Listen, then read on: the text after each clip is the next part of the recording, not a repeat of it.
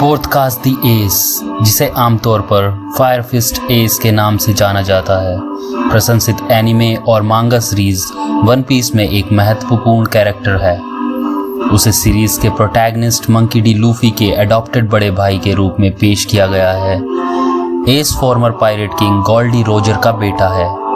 उसका वंश उसे समुद्री डाकुओं की दुनिया में एक प्रमुख व्यक्ति बनाता है।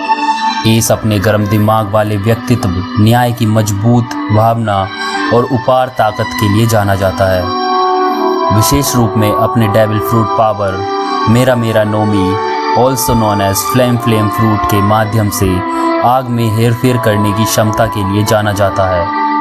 वह अपने दोस्तों और परिवार के प्रति बेहद वफादार है और पूरी सीरीज में उसकी यात्रा भाईचारे, बलिदान और मुक्ति के विषयों की खोज करती है। Ace's legacy continues to impact the storyline long after his tragic demise, making him one of the most beloved and memorable characters in One Piece. Ace's significance and his impact on other characters. Portgas D Ace One Piece की कहानी में एक महत्वपूर्ण भूमिका निभाता है, जो कई पात्रों को प्रभावित करता है और पूरी सीरीज में प्रमुख घटनाओं को आकार देता है। Number 1, impact on Luffy. Luffy के बड़े भाई के रूप में एस उसके इंस्पिरेशन और प्रोत्साहन के सोर्स के रूप में कार्य करता है। उनका बॉन्ड लूफी के कैरेक्टर डेवलपमेंट के लिए केंद्रीय है, जो उसे मजबूत बनने और पायरेट किंग बनने के अपने सपनों को पूरा करने के लिए प्रेरित करता है। एस की मौत ने लूफी को गहराई से प्रभावित किया, जिससे उसकी यात्रा जारी रखने और एस की अंतिम इच्छा को पूरा करने का दृढ़ संकल्प बढ़ गया। Number 2, white beard pirates. दुनिया के सबसे शक्तिशाली पायरेट दल में से एक व्हाइट बियर पायरेट्स के साथ एस का जुड़ाव पायरेट्स के बीच एक फॉर्मिडेबल और रिस्पेक्टेड व्यक्ति के रूप में उसकी स्थिति को रेखांकित करता है। उसकी लॉयल्टी और डेडिकेशन ने उसे व्हाइट बियर्ड और उसके क्रूमेट्स का विश्वास दिलाया, जिससे चालाक दल के भीतर भी गतिशीलता को आकार मिला।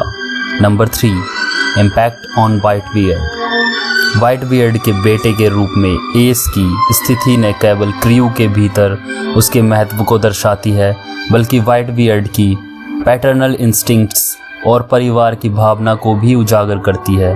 मरीन फोर्ड में एस को बचाने का व्हाइट बियर्ड का निर्णय उनके बंधन की गहराई और किसी भी कीमत पर अपने बेटों की रक्षा करने की उसकी इच्छा को दर्शाता है।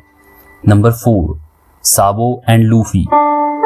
एक और अडॉप्टेड भाई साबो के साथ एस का रिश्ता दोनों कैरेक्टर्स की पहचान और आकांक्षाओं को आकार देने में महत्वपूर्ण है। एस की मृत्यु के बाद कहानी में साबो की वापसी उनके साझा इतिहास में जटिलता की एक और परत जोड़ती है और लूफी के साथ एस की इच्छा को आगे बढ़ाने को उसके निर्णय को प्रभावित करती है। Number 5, impact on the world government.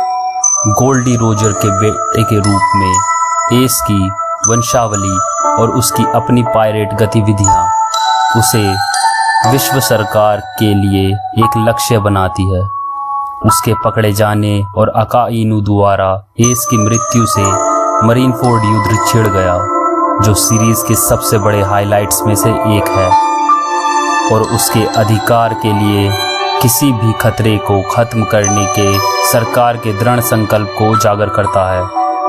कुल मिलाकर वन पीस की कहानी में एस का महत्व एक कैरेक्टर को रूप में उसकी भूमिका से परे है। लूफी, व्हाइट बियर्ड, साबो और वर्ल्ड गवर्नमेंट सहित अन्य कैरेक्टर्स पर उसका प्रभाव कहानी को आगे बढ़ाता है और पायरेट्स की विशाल और अराजक दुनिया में परिवार, बलिदान और स्वतंत्रता की खोज में विषयों की खोज करता है।